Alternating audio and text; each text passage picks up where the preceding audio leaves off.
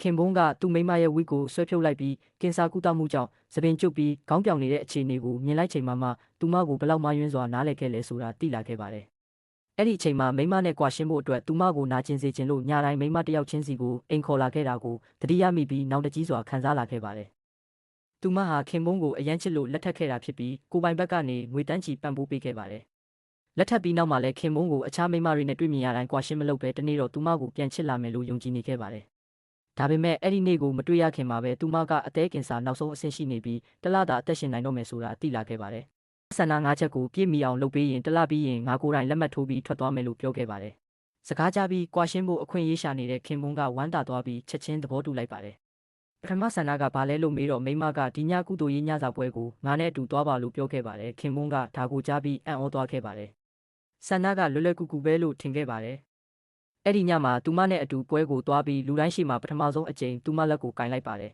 ။ဒါကိုမြင်ပြီးမိမကခင်ဘုန်းကသူမကိုလက်ခံလာပြီလို့ထင်ခဲ့ပေမဲ့အမှန်တကယ်တော့မဟုတ်ပါဘူး။ခင်ဘုန်းကသူမရဲ့ပကြီးကားကိုလေလံပွဲမှာဈေးမြင့်စွာဝယ်ယူပြီးကိုမန်နေဂျာအစ်ကိုလက်ဆောင်ပေးဖို့စီစဉ်ခဲ့တာဖြစ်ပြီးသူမကိုလူရှိမှအရှက်ရစေချင်တာပါ။အရှက်ရစရာဖြစ်သွားလို့မိမကထွက်သွားဖို့ထားလိုက်ပေမဲ့ခင်ဘုန်းကတားပြီးဒေါသနဲ့ဆူခဲ့ပါတယ်။သူမကတော့ဘာမှမပြောဘဲမျက်ရည်နဲ့ထွက်သွားခဲ့ပါတယ်။ဆေးရုံရောက်တာနဲ့သူမရဲ့အခြေအနေပိုဆိုးလာခဲ့ပါတယ်။ခင်ဘုန်းကိုဖုံးဆက်ပြီးငါတို့လက်ထပ်ခဲ့တဲ့မြို့ကိုခေါ်သွားပါ။ဒါကငါဒုတိယဆန္ဒပါလို့ပြောခဲ့ပါတယ်။ခင်ဘုန်းကမန်နေဂျာအသစ်စီကဖုန်းရလာပြီးမိမစကားမနာပဲသူမကိုလေစိတ်မှာထားခဲ့ပြီးထွက်သွားခဲ့ပါတယ်။နှလုံးကြေကွဲပြီးမင်္ဂလာဆောင်မြို့ကိုရောက်တဲ့အခါမှာတော့ခင်ဘုန်းနဲ့မန်နေဂျာကအဲ့ဒီမှာရောက်ပြီးသားဖြစ်နေပါတယ်။ဒါကိုမြင်ပြီးသူမတိတ်တိတ်လေးထွက်သွားဖို့လုပ်ပေမဲ့ခင်ဘုန်းကမြင်ပြီးသူမရဲ့လက်ဆွဲအိတ်ကိုကန်ထုတ်ကမန်နေဂျာနဲ့ဝေးဝေးနေရန်ချိန်ချောက်ခဲ့ပါတယ်။သူမကဘာမှမပြောဘဲအခန်းထဲဝင်သွားခဲ့ပါတယ်။ဒါပေမဲ့မန်နေဂျာကလိုက်လာပြီးစော်ကားစကားတွေပြောခဲ့လို့ဒေါသထွက်ပြီးသူမကပါရိုက်လိုက်ပါတယ်။အတန်ကြားလို့ခင်ဘုန်းဝင်လာပြီးအကြောင်းမမေးဘဲသူမကိုပါရိုက်လိုက်ပါတယ်